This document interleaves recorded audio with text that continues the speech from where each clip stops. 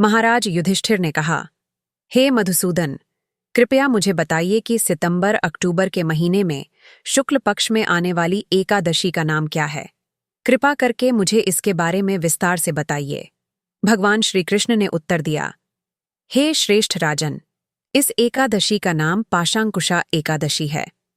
अब कृपया इसके गुणों को मुझसे सुनिए, जो सभी पापों का नाश करने वाली है। कुछ लोग इस एकादशी को पापांकुशा एकादशी भी कहते हैं।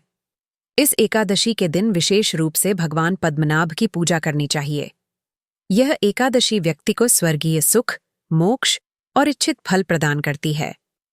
केवल भगवान विष्णु के पवित्र नामों का जाप करने से ही मनुष्य को पृथ्वी के सभी पवित्र स्थानों की यात्रा के समान पुण्य प्राप्त होता है। यदि कोई जीव भ्रम के कारण विभिन्न पापपूर्ण गतिविधियों में लिप्त रहता है, फिर भी भगवान हरि के चरणों में शरण लेता है और उन्हें प्रणाम करता है, तो ऐसा व्यक्ति नरक में नहीं जाता। जो वैष्णव भगवान शिव की आलोचना करते हैं और जो शैव भगवान विष्णु की निंदा करते हैं, वे दोनों निश्चित रूप से नरक जाते हैं। 1000 अश्वमेध यज्ञ या 100 राजसूय यज्ञों के फल के बराबर भी वह पुण्य नहीं होता, जो इस एकादशी के पालन से प्राप्त होता है। इस संसार में ऐसा कोई पुण्य नहीं है जो एकादशी के पुण्य के बराबर हो। इसलिए इस एकादशी के दिन को जितना पवित्र माना जाता है, उतना और कोई दिन नहीं है। यह दिन भगवान पद्मनाभ को अत्यंत प्रिय है। हे राजन, जैसे ही कोई व्यक्ति एकादशी का पालन करना छोड़ देता है, पाप उसके शरीर में निवास करने लगते हैं। यह एकादशी अपने अनुयायियों को स्वर्गीय सुख, मोक्ष, रोग मुक्ति, सुंदर स्त्रियां, धन और अन्न प्रदान करती है। हे पृथ्वी के पालनकर्ता, यदि कोई इस एकादशी का व्रत करता है और उस रात जागरण करता है, तो वह आसानी से भगवान विष्णु के धाम को प्राप्त करता है। भगवान श्री कृष्ण ने आगे कहा, हे श्रेष्ठ राजन, इस एकादशी के पालन से व्यक्ति अपनी माता के कुल, पिता के कुल और पत्नी के कुल से 10-10 पीढ़ियों को मुक्ति दिला सकता है।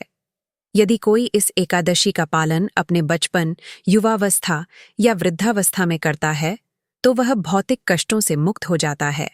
जो व्यक्ति इस पाशांकुशा या पापांकुशा एकादशी का कठोरता से पालन करता है, उसके सभी पाप कर्म नष्ट हो जाते हैं और अपने जीवन के अंत में वह भगवान विष्णु के धाम को प्राप्त करता है।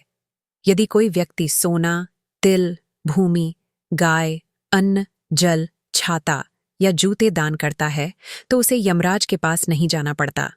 जो व्यक्ति अपना दिन बिना किसी पुण्य कर्म में लगे बिताता है, वह जीवित होकर भी मृत के समान होता है। उसकी सांसें लोहार की धौंकनी के समान होती हैं। हे श्रेष्ठ राजन, जो व्यक्ति दूसरों के लाभ के लिए कुएं और तालाब खोदता है, भूमि और घर दान करता है और अन्य पुण्य कार्य जैसे यज्ञ करता है, उसे यमराज की सजा नहीं भुगतनी पड़ती। पुण्य के परिणाम स्वरूप ही लोग लंबी आयु प्राप्त करते हैं, समृद्ध होते हैं, उच्च कुलों में जन्म लेते हैं और रोग मुक्त रहते हैं। सारांश यह है कि एकादशी का सीधा परिणाम भगवान कृष्ण की भक्ति सेवा प्राप्त करना है और अप्रत्यक्ष परिणाम अस्थायी भौतिक सुखों की प्राप्ति है।